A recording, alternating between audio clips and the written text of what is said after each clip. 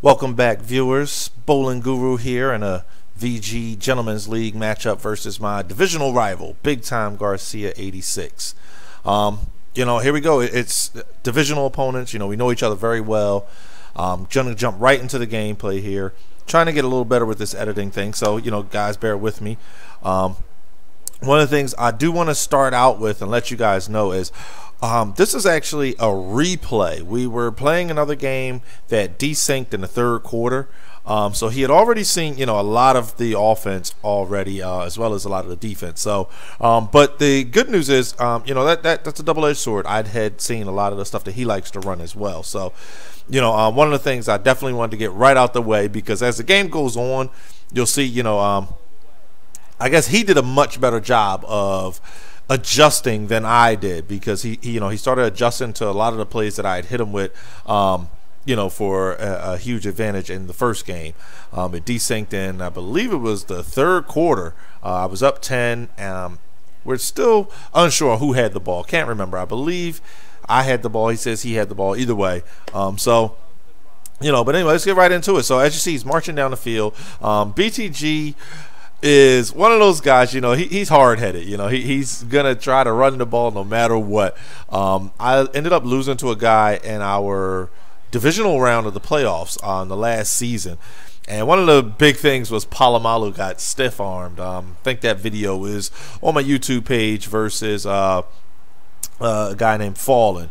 But either way, so that's been like the running joke in the league, Palomalu getting stiff-armed. So everybody comes out and says, hell yeah, I'm going to run for 300 yards and stiff-arm Palomalu. So, as you see, though, I did a good job swallowing up the run. We're already into the second quarter. Saw the huge play by the running back that I caught the running back out on a streak, and he was too busy worried about my wide receivers, who are dangerous. Antonio Brown, big hit stick there, forced a fumble, turning point. But Antonio Brown and Corey Gooden. Corey Gooden obviously is a YouTube.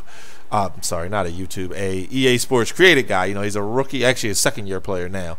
But Antonio Brown, I've been pumping some XP into him, so I've got a nice little receiving tandem. So.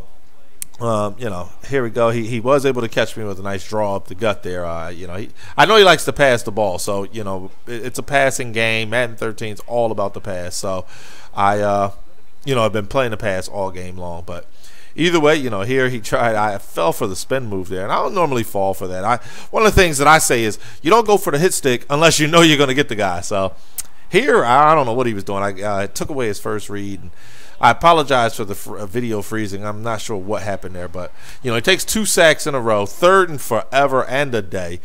Give up the underneath pass, let him have that, put him into a punt situation. So here, I knew I acquired Lynch in the offseason, and I was determined to make sure that Lynch was a factor, either in the pass game. We all know he doesn't catch very well, but also, in the run game. So one of the reasons that I was attempting getting away from the offensive style that I ran last year was, I could get a lead and couldn't protect it because I had no run game whatsoever. So that was one of the things I was determined to get away from, try to make sure I established the run.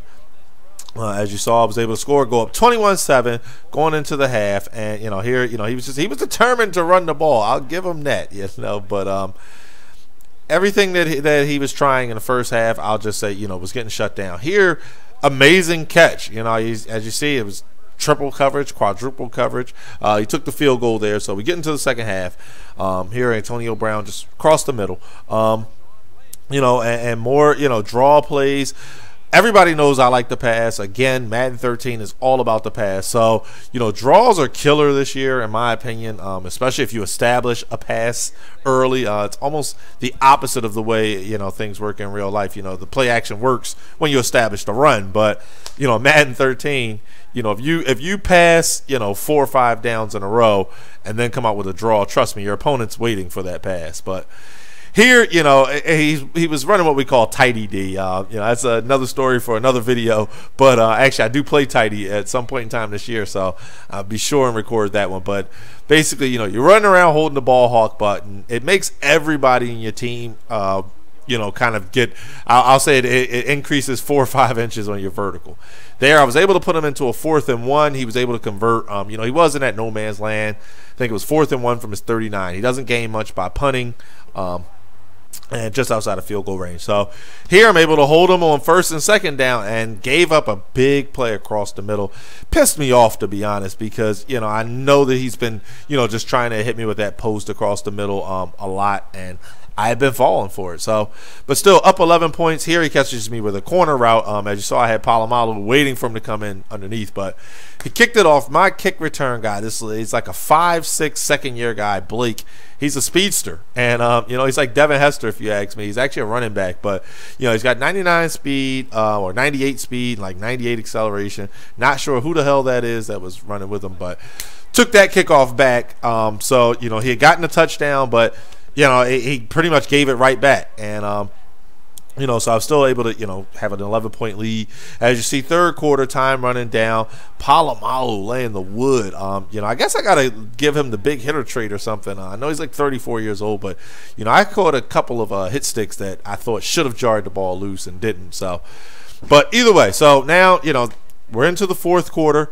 Here we go. I know BTG loves those screen passes. So, kind of fell for that one, but either way, here, just a flood. Everybody's running that slant the same way. It's pick your poison there. So now he's able to get into the end zone. So 24-28, not a big deal, but once again, I come right out, try to hit him with a quick streak across the middle, throw a pick, didn't wait to see what kind of coverage it had. That's all on me right there. That one was not tight ED, I will say that. That was just a bad pass by me. Didn't take any time to read the D or anything. So, but, able to stop him on 1st down. 2nd down, here you go. He just chucks one up to the back of the end zone. So now 3rd and goal, but, he's from the 14. Forced to get the sack here and, have to hold him to a field goal. So that ends up working out really good. So, still got a 1-point lead here. So boy, oh boy, it was brutal, trying to run.